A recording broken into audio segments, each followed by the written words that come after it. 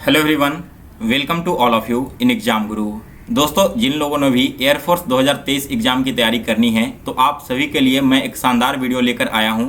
इस वीडियो में दोस्तों मैं 2022 में पूछे गए रागा का एक full length mock test solve करवाने वाला हूं। यहाँ पर दोस्तों मैंने 1 से लेकर 30 तक के जितने भी क्वेश्चंस इंक्लूड किए हैं वो सारे के सारे क्वेश्चंस आपके इसी साल एग्जाम में पूछे गए थे। तो इस वीडियो को लास्ट तक देखने के बाद आपको कंप्लीट आइडिया लग जाएगा कि आपके एग्जाम में क्वेश्चंस कौन कौन से टॉपिक से पूछे जाते हैं एंड उन क्वेश्चंस का लेवल क्या होता है। दोस्तों, जब मैं पहले क्लास करवाता था मैथ्स एंड रीजनिंग का तो बहुत सारे लोगों ने कमेंट किया कि इतने इजी लेवल के क्वेश्चंस नहीं आते हैं। तो आप सभी को मैं रिक्वेस्ट करूंगा कि इस वीडियो को लास्ट तक जरूर देखें। इसे देखने के बाद आपको पता चलेगा कि एयरफोर्स का एग्जाम जो है वो काफ़ी लो लेवल का होता है। बस यहाँ पर आपकी स्पीड अच्छी होनी चाहिए एंड हर एक चैप्टर पर कॉन्सेप्ट क्लियर होना चाहिए। दोस्तों, अगर आप इन सारे क्वेश्चंस का PDF फाइल डाउनलोड करना चाहते हो तो PDF मैं अपने वेबसाइट examgurujob.com पर अपलोड कर दूंगा और डायरेक्ट लिंक मैंने वीडियो के डिस्क्रिप्शन बॉक्स में दे दिया है, उस पर क्लिक करके आप इसे डाउनलोड कर लेना। चलिए दोस्तों, आज का वीडियो स्टार्ट करते हैं। तो सबसे पहला क्वेश्चन आप सभी के सामने स्क्रीन पर है। क्वेश्चन पूछा गया था कि भारत का पहला सैटेलाइट कौन सा है। दोस्तों, भारत का जो सबसे पहला सैटेलाइट है, इस सैटेलाइट का नाम है आर्यभट्ट। यह आपके 2022 के एक शिफ्ट में पूछा गया है और जहाँ तक मुझे याद है इससे पहले भी कुछ सालों में यह क्वेश्चन रिपीट हो चुका है। इसके बाद अगले क्वेश्चन की ओर आगे बढ़ेंगे। तो सेकंड क्वेश्चन कर रहा है हमारा कि तराइन का पहला युद्ध कब लड़ा गया था। दोस्तों, तराइन का जो पहला युद्ध हुआ था ना, वो लड़ा गया था 1192 ईस्वी में पृथ्वीराज चौहान एंड मोहम्मद गौरी के द्वारा। और यह जो तराइन का दूसरा युद्ध था यह लड़ा गया था दोस्तों 1192 ईस्वी में। और आपके एग्जाम में 1192 ईस्वी वाला क्वेश्चन भी ऑलरेडी इस बार पूछा जा चुका है। इसके बाद तीसरा क्वेश्चन आया था कि हमारे ब्रह्मांड में दूसरा सबसे बड़ा सौर ग्रह कौन सा है। दोस्तों, हमारे ब्रह्मांड में सेकंड लार्जेस्ट प्लेनेट का नाम है सैटर्न, जिसे आप हिंदी में शनि ग्रह भी बोलते हो। इसके अलावा एक और क्वेश्चन पूछा गया था कि हमारे सौर मंडल में जो हमारा ब्रह्मांड है इसमें दूसरा सबसे बड़ा प्लेनेट कौन सा है। वो तो आपका शनि हो गया, लेकिन अगर आपका पहला पूछ लिया जाए या फिर सबसे लार्जेस्ट पूछ लिया जाए तो यह आपका हो जाएगा जुपिटर। और दोस्तों, यह क्वेश्चन आपके शायद लास्ट वाले शिफ्ट में पूछा गया है। इसके अलावा आप सभी लोग याद रखना कि हमारे सौर मंडल में जो सबसे स्मॉलेस्ट प्लेनेट है, इस प्लेनेट का नाम है मरकरी। इसके बाद अगला क्वेश्चन आया था कि हर्षचरित्र के लेखक कौन है। दोस्तों, हर्षचरित्र यह पुस्तक लिखा गया है बाणभट्ट के द्वारा। नेक्स्ट क्वेश्चन आया था DPSP यानी कि directive principle of state policy संविधान के किस भाग में वर्णित है। दोस्तों, यह जो DPSP है वो हमारे संविधान के पार्ट 4 में है। और अगर मैं आर्टिकल की बात करूं तो 36 से लेकर 51 आर्टिकल तक आपके DPSP आते हैं। नेक्स्ट अगला क्वेश्चन पूछा गया था कि नासिक किस नदी के तट पर स्थित है। दोस्तों, नासिक जो शहर है वह स्थित है गोदावरी नदी के तट पर। और यहाँ पर बात हो रही है गोदावरी की, तो इसके बारे में एक इंपॉर्टेंट फैक्ट आपको मालूम होना चाहिए। गोदावरी नदी को दक्षिण में यानी कि जो साउथ इंडिया है उस साइड में आपको दक्षिण गंगा के नाम से भी जाना जाता है, क्योंकि यह भी गंगा नदी की तरह ही पूरे दक्षिण में फैली हुई है। इसके बाद अगला क्वेश्चन यह तो मेरे ही शिफ्ट में पूछ लिया गया था कि भारतीय वायुसेना दिवस किस दिन मनाया जाता है। तो दोस्तों, इंडियन एयरफोर्स डे यह सेलिब्रेट किया जाता है 8 अक्टूबर को। इसके अलावा आपका इंडियन आर्मी डे भी पूछा गया था जो कि 15 जनवरी को था। और इस बार शायद आपके इंडियन नेवी डे नहीं पूछा गया, लेकिन इससे पहले अभी तक जितने भी एग्जाम्स हुए हैं, सारे एग्जाम्स में जितने भी एयरफोर्स के एग्जाम हुए उन सभी में ये तीनों क्वेश्चन जरूर पूछे गए हैं। तो ये थे दोस्तों आपके जीके के क्वेश्चंस। किस देश को उगते हुए सूरज की भूमि के रूप में जाना जाता है, यानी कि लैंड ऑफ राइजिंग सन, तो यह जाना जाता है दोस्तों जापान को। इसके अलावा 2021 में आपका एक क्वेश्चन पूछा गया था कि मिडनाइट सन किस शहर को जानते हैं। तो दोस्तों, जो मध्य रात्रि की सूरज होती है ना, यह उगता है आपके नॉर्वे में। इसके बाद दोस्तों हम मैथ्स एंड रीजनिंग के क्वेश्चन देखेंगे। आपके पेपर में लगभग 6 से 8 क्वेश्चन जीके के आ रहे थे, 8 से 9 क्वेश्चन आपके मैथ्स के थे और बाकी के जो क्वेश्चन बच गए थे 12-13 वो आपके रीजनिंग सब्जेक्ट से पूछे गए हैं। और यही पैटर्न आपके लगभग हर एक शिफ्ट में देखने को मिला है। देखिए यहाँ पर मैथ्स का जो पहला क्वेश्चन पूछा गया है वो क्या है। तो क्वेश्चन यहाँ पर है दोस्तों कि ए किसी कार्य को 25 दिनों में कर लेता है और बी उसी कार्य को 20 दिनों में करता है। आपको बताना है कि दोनों मिलकर उस कार्य को कितने दिनों में कंप्लीट करेंगे। मान लो कि ए है, ठीक है, यह किसी कार्य को कितने दिन में कर रहा है, 25 दिन में, और जो बी है वो इसी कार्य को 20 दिन में कर रहा है। हमें बताना है कि दोनों मिलकर इस कार्य को कितने दिनों में पूरा करेंगे। तो इसे सॉल्व करने का दो तरीका है। पहला मेथड है दोस्तों कि आप इसका इन्वर्स करके और इसे ऐड कर दो, ठीक है। जो भी इसका एलसीएम आएगा आप इसके थ्रू आंसर निकाल सकते हो। लेकिन दूसरा और जो कॉमन मेथड है जिससे आप क्वेश्चन को जल्दी सॉल्व कर सकते हो वो यह है कि 25 और 20 का एलसीएम क्या होगा यह हमें पहले पता कर लेना है। तो 25 और 20 का एलसीएम 100 हो जाएगा, क्योंकि 100 ही एक ऐसा सबसे छोटा नंबर है जो कि 25 से भी कट रहा है और 20 से भी कट रहा है। तो दोस्तों यह जो 100 आया ना, यही आपका वर्क है, यानी कि 100 यूनिट हमें काम करना है। अब अगर ए 100 यूनिट काम 25 दिन में कर रहा है, यानी कि एक दिन में वो कितना काम कर रहा होगा, 4 यूनिट काम कर रहा होगा। और बी किसी काम को जो कि 100 यूनिट है उसे 20 दिनों में कंप्लीट कर रहा है, यानी कि हर दिन वो 5 यूनिट काम कर रहा होगा, तभी ना वो 20 दिनों में पूरा 100 यूनिट काम कंप्लीट कर पाया। आपसे क्वेश्चन में पूछा गया कि दोनों मिलकर कितना दिनों में काम का खत्म करेंगे, तो ए 4 यूनिट करेगा और बी 5 यूनिट, यानी कि दोनों मिलकर एक दिन में 9 कार्य को खत्म कर लेंगे। टोटल कार्य हमारा 100 है, तो जो टाइम लगेगा उसे हम निकालने के लिए 100/9 कर देंगे। आपके ऑप्शन में इतना ही आंसर दिया गया था, तो डायरेक्ट आंसर यही होगा। अगर इसका शॉर्ट फॉर्म पूछ लिया जाए तो आप यहाँ पर पॉइंट में इसका आंसर निकाल सकते हो। इसके बाद आगे बढ़ते हैं अगले क्वेश्चन की ओर। नेक्स्ट क्वेश्चन पूछा गया था कि यदि एक पासा फेंका जाता है तो एक अभाज्य संख्या प्राप्त होने की प्रायिकता क्या है, यानी कि जब हम एक डाइस को थ्रो करेंगे तो क्या प्रोबेबिलिटी आएगी कि इसमें प्राइम नंबर ही आए। तो प्राइम नंबर कैसे आता है, एक डाइस को फेंकने पर 1 2 3 4 5 और 6 इनमें से कोई भी डिजिट आ सकता है। इनमें से हमारा प्राइम नंबर है 2 3 और 5, यानी कि टोटल प्राइम नंबर की संख्या यहाँ पर 3 हो गई, ठीक है। एक प्राइम नंबर, 2 प्राइम नंबर और 3 प्राइम नंबर। इसके बाद नीचे में हम टोटल आउटकम लिखते हैं। तो एक डाइस को हम अगर फेंकेंगे तो हमें टोटल 6 आउटकम मिलेगा ना, यानी कि 1 से लेकर 6 तक कोई भी नंबर आ सकता है। तो जो हमारा आउटकम है उसे हमने नीचे लिख दिया। इसे सॉल्व करोगे तो आपका प्रोबेबिलिटी आएगा 1/2। इस क्वेश्चन का करेक्ट आंसर था 1/2। इसके बाद अगला क्वेश्चन पूछा गया था कि एक मिश्रण में 5 लीटर है जिसमें 40% अल्कोहल है और शेष पानी है। यदि 1 लीटर पानी और मिला दिया जाता है तो नए मिश्रण में अल्कोहल की मात्रा क्या होगी। यहाँ पर दोस्तों क्वेश्चन में क्या कहा गया है कि एक आपका क्या है 5 लीटर का मिक्सचर है जिसमें अल्कोहल की मात्रा यहाँ पर कितनी दी गई है, अल्कोहल की मात्रा 40% है। तो अगर हम यहाँ पर अल्कोहल और वाटर का वैल्यू निकालें तो कैसे निकलेगा, 40% है ना, किसका 40% है, 5 का। तो 5 से कटेगा 20 बार में और 20 से कटेगा 2 बार में, यानी कि दोस्तों आपका अल्कोहल 2 लीटर है 5 लीटर टोटल मिक्सचर में। तो जाहिर सी बात है पानी यहाँ पर 3 लीटर हो जाएगा। अब कहा गया है कि 1 लीटर पानी और मिला दिया जाता है, यानी कि हम पानी तो 1 लीटर और मिला दे रहे हैं लेकिन इसमें कोई भी चेंजिंग नहीं कर रहे हैं अल्कोहल में। तो नए मिश्रण में अल्कोहल की प्रतिशत ज्ञात कीजिए। अब नया मिक्सचर क्या हो जाएगा, अल्कोहल तो आपका 2 ही रह गया, 2 ही लीटर, और 3 में 1 लीटर और पानी मिला दिया, यानी कि 4 हो गया। तो नया जो मिक्सचर अब बना है दोस्तों 2 लीटर अल्कोहल एंड 6 लीटर पानी, टोटल 6 लीटर हो गया ना मिक्सचर। इसमें अल्कोहल का प्रतिशत क्या है, तो अल्कोहल 2 है, यानी कि 2 का प्रतिशत हमें निकालना होगा आउट ऑफ 6। 2 से यह कैंसिल होगा 3 टाइम्स में, यानी कि आंसर हो जाएगा दोस्तों 100/3। अगर यह पॉइंट में आया होगा तो 33.33% इसका करेक्ट आंसर है। इसके बाद अगला क्वेश्चन पूछा गया था कि यदि करप्शन के पहले, चौथे, 9वें और 10वें अक्षर का उपयोग करके कितने शब्द बनाए जा सकते हैं। तो आइए देखते हैं करप्शन में पहला, चौथा, 9वां और 10वां अक्षर कौन है। पहला अक्षर आपका सी है, इसके बाद चौथा अक्षर आर है, यानी कि हमने यहाँ पर आर लिख दिया।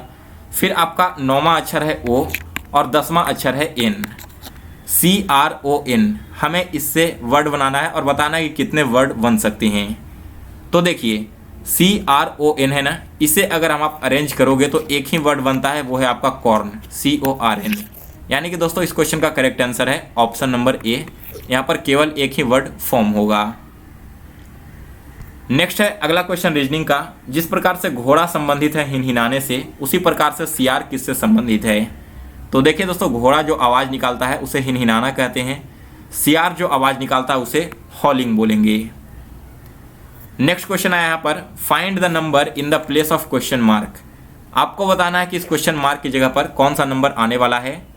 तो दोस्तों इस तरह के क्वेश्चन को सॉल्व करने के लिए हम या तो इस डायरेक्शन में पहले नंबर को आगे बढ़ा के देखते हैं या फिर नीचे की ओर आगे बढ़ा के देखते हैं।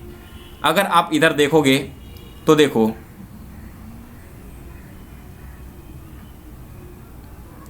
अगर आप इस साइड से अगर ऐड करते हो तो आपको कोई वैल्यू नहीं मिल रहा है, इधर भी आप अगर मल्टीप्लाई करोगे तो वैल्यू नहीं मिलेगा। अगर आप नीचे की ओर जाते हो, ठीक है, वर्टिकली, यहाँ पर अगर 5 में अगर आप 3 से मल्टीप्लाई कर दो तो आपको क्या मिलेगा, 15 मिलेगा ना। और 15 में अगर आप 1 ऐड करोगे तो आपको 16 मिलता है। वापस से 16 में 3 ऐड करो तो आप 3 मल्टीप्लाई करो तो आपको 48 मिलेगा। 48 में 1 ऐड करने पर 49 मिल जा रहा है। उसी तरह अगर 9 में हम 3 से मल्टीप्लाई करेंगे तो यह होगा 27, और 27 में 2 ऐड करने पर 29 आएगा। आफ्टर देन 29 में फिर से हम 3 से मल्टीप्लाई करेंगे तो हमें कितना मिलेगा, 87 मिलेगा। और 87 में 2 ऐड करेंगे तो 89 मिलेगा। यानी कि दोस्तों पहले वाले बॉक्स में क्या हो रहा है, 3 से मल्टीप्लाई करके 1 ऐड किया जा रहा है, और इसमें 3 से मल्टीप्लाई करके 2 ऐड किया जा रहा है। तो हमारा जो अगला टर्म आएगा इसमें हम क्या करेंगे, 3 से मल्टीप्लाई तो करेंगे लेकिन ऐड यहाँ पर करेंगे 3, क्योंकि 1 ऐड हुआ, 2 ऐड हुआ, तो अब कंसिस्टेंटली इसी तरह से आगे 3 ऐड होगा। 15 इंटू 3 हो जाएगा 45, और 45 प्लस 3 हो जाएगा 48।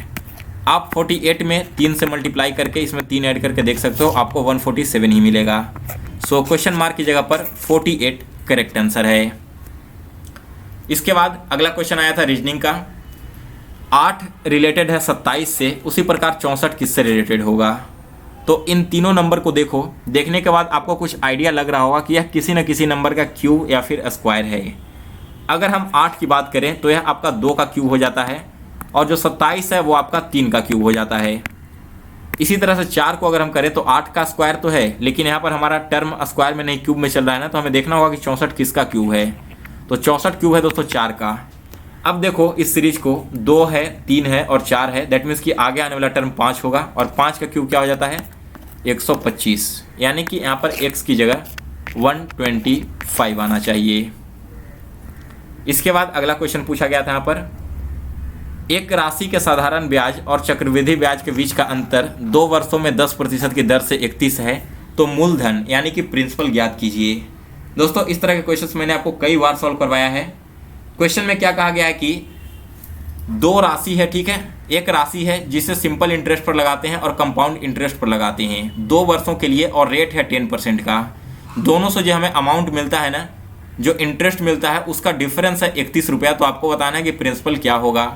जब भी दोस्तों SI और CI का 2 सालों का अंतर दिया हुआ रहता है, प्रिंसिपल फाइंड करना है तो हमें इस फॉर्मूला का यूज करना होता है, P इंटू, यहाँ पर हम लिखेंगे R/100 to the power square equal to, जो हमारा डिफरेंस है वो हम यहाँ पर लिख देते हैं। तो देखो यहाँ पर P हमारा पता नहीं है तो P हमने ऐसे ही लिख दिया। रेट है हमारा 10, यानी कि हमने यहाँ पर क्या कर दिया 10/100, और इसका स्क्वायर कर दिया इक्वल टू 31। तो यह अगले टर्म में हो जाएगा P इंटू 10 का स्क्वायर करोगे तो 100, और 100 का स्क्वायर करोगे तो इस पर 2 शून्य और आ जाएगा इक्वल टू 31।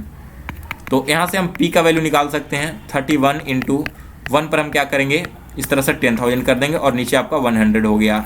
2 से 2 शून्य कैंसिल, 100 गुना 31 क्या हो जाएगा 3100। यानी कि दोस्तों यहाँ पर जो प्रिंसिपल था वो 3100 रुपये था। अब आप चाहो तो 3100 का 2 वर्षों में 10% की दर से SI और CI निकाल सकते हो, दोनों का डिफरेंस 31 ही आएगा। इसके बाद आगे बढ़ते हैं अब अगले क्वेश्चन की ओर। तो नेक्स्ट क्वेश्चन जो यहाँ पर हमारा पूछा गया है वो क्वेश्चन है दोस्तों, एक सीढ़ी दीवार पर 30 डिग्री के विस्तार कोण के साथ पड़ी हुई है। यदि सीढ़ी और दीवार के बीच की दूरी 50 मीटर है तो दीवार की ऊंचाई ज्ञात कीजिए। क्वेश्चन आप लोगों ने पढ़ लिया। क्वेश्चन में क्या कहा गया है कि एक सीढ़ी है, ठीक है, मान लो एक सीढ़ी है, यहाँ पर A से लेकर B तक हमारा एक दीवार है, और A से L तक हमारा C एक सीढ़ी है। सीढ़ी जो है दीवार पर इस प्रकार से लगा हुआ है। यहाँ पर एंगल ऑफ एलिवेशन कहने का मतलब होता है दोस्तों कि जो ऊपर वाला कोण है वो 30 डिग्री का बना रहा है, और दीवार और सीढ़ी के बीच की दूरी 50 है। तो आपको बताना है कि इस दीवार का हाइट क्या होगा, यानी कि दीवार का वैल्यू x हम मान लेते हैं, इसी x का वैल्यू पता करना है। जिन लोगों ने दोस्तों ट्रिग्नोमेट्री पढ़ा होगा आप सभी को पता होगा कि हम यहाँ पर ट्रिग्नोमेट्रिक फार्मूला यूज करके इसका साइड निकाल सकते हैं। लेकिन एक बात का ध्यान रखना कि जब भी आपके एंगल ऑफ एलिवेशन दिए हुए रहें तो आपको इसे एंगल ऑफ डिप्रेशन में चेंज करना होगा, यानी कि निचला एंगल पता करना होगा, तभी इसका आंसर आप निकाल सकते हो। तो यहाँ पर दोस्तों ये आपका एंगल 30 डिग्री है, ये एंगल आपका राइट एंगल है तो 90 डिग्री हो जाएगा, और एक ट्रायंगल के अंदर तीनों एंगल का मान 180 होता है, जिसमें से 90 + 30 120 तो ऑलरेडी हमें मिल चुका है, तो बचा हुआ जो मान है वो 60 डिग्री हो जाएगा। अब हमें x का वैल्यू पता करना है, तो बताओ कि अगर हम tan थीटा का वैल्यू निकालते हैं तो ये हमारा प्रिंसिपल हो गया और ये हमारा बेस हो गया। tan थीटा का वैल्यू क्या होता है, प्रिंसिपल अपॉन बेस। यहाँ से हम चाहें तो प्रिंसिपल निकाल सकते हैं, सॉरी, इसे प्रिंसिपल नहीं, परपेंडिकुलर। कंपाउंड इंटरेस्ट और सिंपल इंटरेस्ट पढ़ाते पढ़ाते मैं परपेंडिकुलर को भी प्रिंसिपल बोलने लगा। tan का वैल्यू हमें निकालना है, तो tan थीटा का वैल्यू क्या है, tan थीटा की जगह हम क्या कर देंगे 60 लिख देंगे। इक्वल टू प्रिंसिपल हमारा x है और बेस हमारा 50 है। tan 60 का मतलब होता है √3, यानी कि √3 इक्वल टू x/50। तो यहाँ से x का वैल्यू क्या हो जाएगा 50 इंटू √3। दैट मीन्स कि दोस्तों यहाँ पर जो परपेंडिकुलर है यानी कि दीवार है, इसकी हाइट है 50√3 सेंटीमीटर। इसके बाद अगला क्वेश्चन यहाँ पर आया था, किसी वस्तु को 27.50 रुपये में बेचने पर 10% का लाभ होता है। यदि हम वस्तु को 25.75 में बेचते हैं तो लाभ या हानि ज्ञात कीजिए। दोस्तों यहाँ पर ऑब्जेक्ट को बेचा जा रहा है 27.50 रुपये में, तो हमें 10% का लाभ हो रहा है। तो कोई भी ऑब्जेक्ट इनिशियल वे में 100% होगी, अगर हम उसे 10% लाभ पर बेच रहे हैं यानी कि इस ऑब्जेक्ट का दाम कितना हो जाएगा 110 हो जाएगा। हमें पता करना है कि इतने में बेचने पर लॉस होगा प्रॉफिट होगा, तो हम इसके लिए पहले कॉस्ट प्राइस निकाल लेंगे और कॉस्ट प्राइस हमारा 100 था, इसलिए हमने यहाँ पर 100 से मल्टीप्लाई कर दिया। इससे आप सॉल्व करोगे यहाँ पर पॉइंट को हटा के, तो आपका आएगा 25, यानी कि दोस्तों उस ऑब्जेक्ट का जो कॉस्ट प्राइस है, क्रय मूल्य जो है वो है आपका 25 रुपीज़। अब इसे बेचा जा रहा है 25.75 रुपीज़ में। दैट मीन्स कि प्रॉफिट कितने का हो रहा है 0.75 रुपीज़ का। हमें निकालना है प्रॉफिट परसेंट, तो परसेंट निकालने के लिए 100 से मल्टीप्लाई करेंगे और डिवाइड करेंगे कॉस्ट प्राइस से। दैट मीन्स कि यहाँ पर 25 से, तो 25 से कैंसिल होगा 4 बार में, और 0.75 को 4 से मल्टीप्लाई करोगे तो आपका आएगा 3%। यानी कि दोस्तों इस पूरे ट्रांजेक्शन में हमें 30% का प्रॉफिट हो रहा है। क्वेश्चन समझ में आ गई। इसके बाद अगला क्वेश्चन देखते हैं, Venn diagram of musician female and male. Female, male और म्यूजिशियन के बीच आपको वेन डायग्राम बताना है। तो देखिए सबसे पहले हम क्या करेंगे कि म्यूजिशियन के लिए एक वेन डायग्राम बना लेंगे। अब फीमेल और मेल ये एक दूसरे से तो संबंधित नहीं हो सकते, लेकिन कुछ ऐसे भी म्यूजिशियन होंगे जो कि फीमेल होंगे और कुछ ऐसे भी म्यूजिशियन होंगे जो कि मेल होंगे। तो हम म्यूजिशियन के अंदर में एक फीमेल के लिए वेन डायग्राम बना देते हैं और म्यूजिशियन को ही ओवरलैप करके एक हम मेल का वेन डायग्राम बना देते हैं। यहाँ पर दोस्तों अगर मेल और फीमेल एक दूसरे से रिलेटेड होता तो ये जो आपको डिफरेंस दिख रहा है ना, डिफरेंस न होकर एक के साथ में कोरिलेट कर जाता, लेकिन यहाँ पर मेल और फीमेल का कोई भी जोड़ नहीं है, इसलिए आपको इस तरह से इसके फिगर बनाने होंगे। अगला जो क्वेश्चन यहाँ पर पूछा गया है वो था कि यदि x + 1/x का वैल्यू 2 है तो x का पावर 64 प्लस 1/x का पावर 64 का वैल्यू क्या होगा। क्वेश्चन क्या कर रहा है दोस्तों, देखिए x + 1/x का वैल्यू 2 है तो x का पावर 64 प्लस 1/x का पावर 64 का वैल्यू क्या होगा। समझ में आ गई बात। तो यहाँ पर मैंने आपको बताया था कि a + b का होल स्क्वायर करके आप इसका वैल्यू निकाल सकते हो, लेकिन अगर x + 1/x का वैल्यू 2 दिया हुआ रहे तब आप उसका आंसर तुरंत पता कर लोगे। कैसे पता करोगे, x का वैल्यू 1 रख के देखो, आपका एक कंडीशन हमेशा सेटिस्फाई करेगा। x की जगह अगर हम 1 लिखेंगे तो यहाँ पर 1 लिख देंगे और प्लस 1/1, तो यह क्या हो जाएगा 1 + 1 दैट मीन्स 2। तो अगर हम x का वैल्यू 1 लेकर चलते हैं तो हमारा कंडीशन सेटिस्फाई कर रहा है। दैट मीन्स कि इसे हमें फॉर्मूले पर सॉल्व ही नहीं करना, केवल क्या कर देना है x की जगह 1 लिखते चले जाना है। तो 1 का पावर 64 प्लस 1/1 का पावर 64, 1 का पावर 64 1 ही होगा, प्लस इसका भी वैल्यू क्या होगा 1 ही होगा, तो 1 + 1 टोटल 2 हो जाएगा। यानी कि दोस्तों इस क्वेश्चन का जो फाइनल आंसर है ना वो भी आपका 2 ही आने वाला है। नेक्स्ट आपका देखो, पायरिया जिस प्रकार से तीत से रिलेटेड है तो ट्रेकोमा किससे रिलेटेड होगा। पायरिया दोस्तों जो रोग है वो दांतों से संबंधित है, इसमें दांत खराब होते हैं। उसी प्रकार से जो ट्रेकोमा रोग है यह आपके आइज से संबंधित है और इस रोग में मनुष्य की आंखें खराब होती है। इसके बाद अगला क्वेश्चन फिर से एक आया है, एक उम्मीदवार जो एक परीक्षा में 20% अंक प्राप्त करता है 30 अंकों से अनुत्तीर्ण हो जाता है, लेकिन एक अन्य उम्मीदवार जो 32% अंक प्राप्त करता है उत्तीर्ण अंकों से 42 अंक अधिक प्राप्त करता है। तो आपको बताना है कि उत्तीर्ण अंक का प्रतिशत क्या है। सबसे पहले देखो, मान लो कि हमने 20% नंबर लाया तो मुझे 30 नंबर और लाना था पास होने के लिए, लेकिन अगर कोई कैंडिडेट 32% नंबर ले आता है यानी कि वो पास होने से 42 नंबर ज़्यादा ला रहा है, तो इसका साफ साफ मतलब यही बनता है दोस्तों, अगर हम इसे एक फॉर्मूले के रूप में देखें तो 32 और 20 का जो डिफरेंस है यानी कि 12% जो है ना वो किसके बराबर होगा 42 प्लस 30 के बराबर, यानी कि फेल होने में जितना नंबर था और पास होने में जितना नंबर था दैट मीन्स कि 72 नंबर के बराबर। तो अगर 12% 72 नंबर के बराबर है तो 1% 72/12 नंबर के बराबर होगा। तो हमारा पेपर टोटल कितने नंबर का होगा, पेपर अपने आप में 100 नंबर का होगा ना, तो हम क्या करेंगे यहाँ से पेपर का वैल्यू निकालेंगे। दैट मीन्स कि 600 नंबर के आपके पेपर थे। अब अगर 600 नंबर का पेपर है और कोई व्यक्ति 20% अंक प्राप्त करता है, यानी कि वो कितना अंक प्राप्त किया होगा, तो यहाँ से किया होगा 20 छक 120, तब वह 30 अंकों से फेल हो जाता है। यानी कि 30 अंक इसमें और जोड़ देते हैं तो पासिंग मार्क्स निकल कर चला आएगा। यानी कि इस एग्ज़ाम में 150 नंबर पास होने के लिए लाने पड़ेंगे 600 नंबर में से, और यही 150 इस क्वेश्चन का करेक्ट आंसर है। अगर दोस्तों यहाँ पर एग्जाम का मैक्सिमम मार्क्स पूछा जाता तब आपका 600 आंसर होता, लेकिन अगर यहाँ पर पासिंग मार्क्स पूछ लिया गया तब आप इसका पासिंग मार्क्स इस तरह से निकाल सकते हो। इसके बाद रीजनिंग का अगला क्वेश्चन है, यदि एट इक्वल टू 20 है, बैट इक्वल टू 40 है, तो कैट का वैल्यू क्या होगा।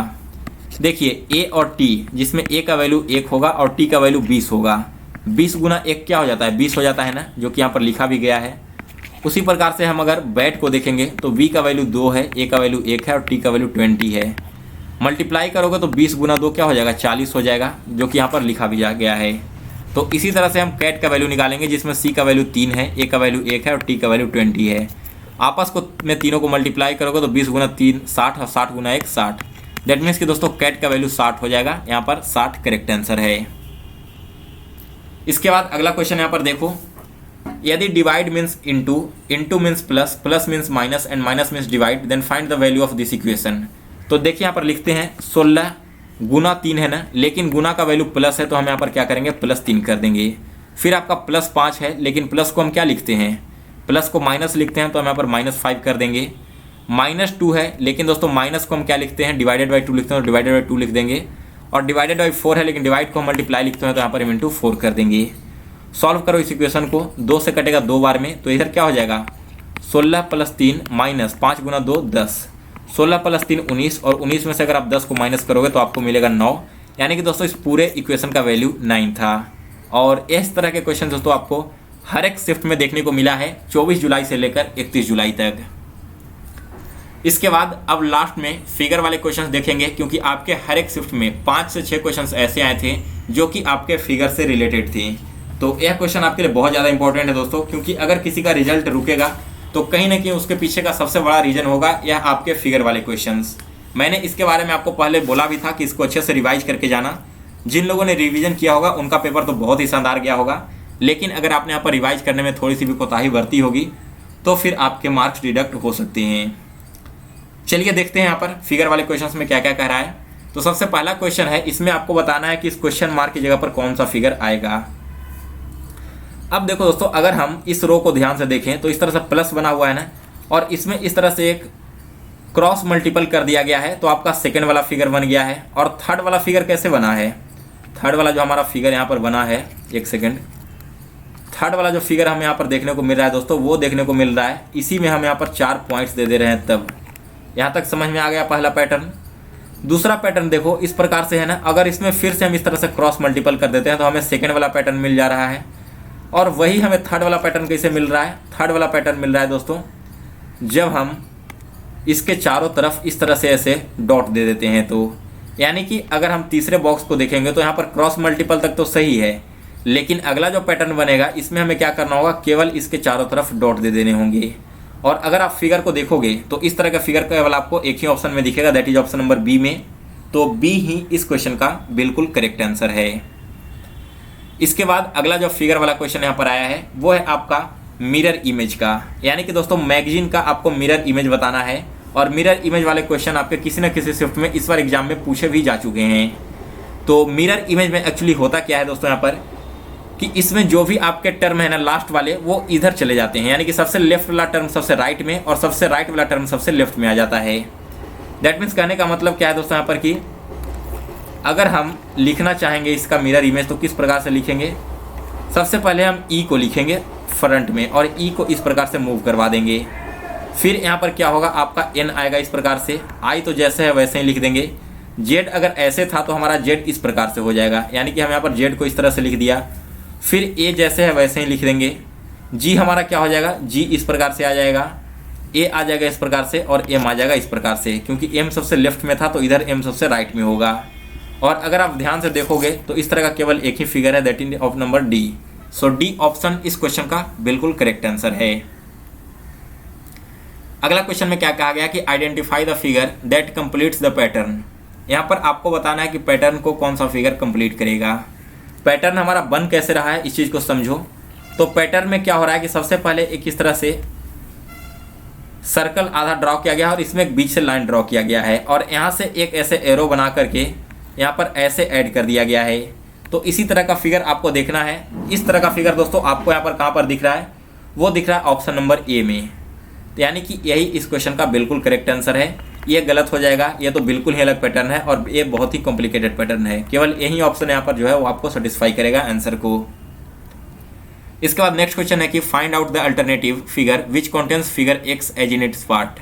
यानी कि यह जो फिगर आपको दिख रहा है ना, यह इन चारों में से किस फिगर में इंक्लूडेड है। तो देखते हैं दोस्तों, आपको सबसे पहले लग रहा होगा कि ऑप्शन नंबर डी होगा, लेकिन ध्यान देना डी फिगर को। मैं एक बार यहाँ पर मिटा देता हूँ सारी चीज़ें। डी ऑप्शन को आप ध्यान से देखोगे तो आपको पता चलेगा कि यहाँ से एक लाइन तो आपका मूव कर रहा है, लेकिन इधर वाला लाइन यहीं तक है ना, फिर तो यहाँ पर छोड़ने के बाद इधर मूव कर रहा है, यानी कि डी हमारा गलत हो गया। इसमें अगर आप ध्यान से देखोगे तो इधर से आ रहा है इस प्रकार से, लेकिन हमें खोजना कैसे है, ऐसे खोजना है ना, यानी कि यह भी गलत हो गया और ये तो आपका बनता ही नहीं है। यानी कि सी ऑप्शन ही केवल करेक्ट आंसर है। और इसमें भी हमारा फिगर कहाँ छूटा हुआ है, तो देखिए यहाँ से स्टार्ट करके आप इधर ड्रॉ करोगे तो एक लाइन मिल गया और यहाँ से ड्रॉ करोगे तो आपका दूसरा लाइन मिल गया। यानी कि दोस्तों आपके सी ऑप्शन जो है इस क्वेश्चन का बिल्कुल करेक्ट आंसर है। इसके बाद अगला क्वेश्चन आया था कि choose the alternative which is closely resemble the water image of the following combination. यहाँ पर आपको वाटर इमेज बनाना है। तो वाटर इमेज में एक्चुअली दोस्तों जो ऊपर की ओर चीज़ें हैं ना, वो नीचे की ओर चली आती है। यानी कि अगर कोई एक रेशियो ऐसा एरो है तो इसका वाटर इमेज नीचे की ओर ऐसे बनेगा। सपोज ए इस प्रकार से लिखा गया है तो नीचे आकर ए ऐसे लिख जाएगा। ऊपर में पी इस प्रकार से लिखा गया है तो नीचे आकर पी ऐसे हो जाएगा। समझ में आ गई वाटर इमेज कैसे बनता है। तो इसमें हमारा जो वाटर इमेज बनेगा दोस्तों, सबसे पहले वन का, हम क्या वन के पहले ए का, तो ए हमारा नीचे की ओर आ जाएगा, वन ऊपर है ना, यानी कि वाटर इमेज जब हम बनाएंगे तो वन ऐसे हो जाएगा। एम जो ऊपर था वो एम ऐसे हो जाएगा। थ्री इस प्रकार से था तो थ्री ऐसे ही रह जाएगा और बी ऐसे जो था वो बी इस प्रकार से हो जाएगा। यानी कि ऑप्शन नंबर सी इस क्वेश्चन का करेक्ट आंसर है। इसके बाद अगला क्वेश्चन है select a suitable figure from the answer figure that would replace the question mark. यहाँ पर आपको बताना है कि क्वेश्चन मार्क की जगह पर इनमें से कौन सा फिगर आने वाला है। तो देखिए यहाँ पर दो सर्कल है ना और एक आधा ट्रायंगल था। अब हो क्या रहा है कि ट्रायंगल ऊपर जाकर डबल हो जा रहा है और सर्कल ऊपर से आकर हाफ हो जा रहा है। तो इस फिगर को अगर हम ध्यान से देखेंगे तो ऊपर में सी है, तो सी जो सिंगल है नीचे आकर डबल हो जाएगा ना, और यहाँ पर जो स्क्वायर आपका डबल में है वो ऊपर जाकर सिंगल हो जाएगा। यानी कि ऑप्शन नंबर बी इस क्वेश्चन को बिल्कुल सेटिस्फाई करता है। यही इस क्वेश्चन का करेक्ट आंसर है। और इसी के साथ दोस्तों आपके टोटल 30 क्वेश्चन समाप्त हो चुके हैं, जो कि आपके एयरफोर्स वाई ग्रुप में 2022 एग्जाम में पूछे गए थे। अगर आपको यह वीडियो पसंद आया हो तो इसे लाइक और शेयर जरूर करें। साथ में दोस्तों आप सभी से रिक्वेस्ट है कि अगर आप एक डिफेंस एस्पिरेंट हो और एयरफोर्स एग्जाम की तैयारी कर रहे हो तो एग्जाम गुरु चैनल को जरूर सब्सक्राइब कर लें। यहाँ पर दोस्तों आपके एयरफोर्स एग्जाम से रिलेटेड छोटी से बड़ी हर एक इन्फॉर्मेशन सबसे पहले एंड ऑथेंटिक वे में दी जाती है। साथ में दोस्तों आप हमें कमेंट करके बताना कि एयरफोर्स एग्जाम के लिए आपको और कौन कौन से टॉपिक पर किस तरह के वीडियोस चाहिए। आपके जैसे भी कमेंट्स आएंगे उसी बेसिस पे मैं आपको नेक्स्ट वीडियो उपलब्ध करवा दूंगा। तो फिलहाल इस वीडियो में बस इतना ही। मिलते हैं फिर से नेक्स्ट वीडियो में। तब तक के लिए जय हिंद, जय भारत।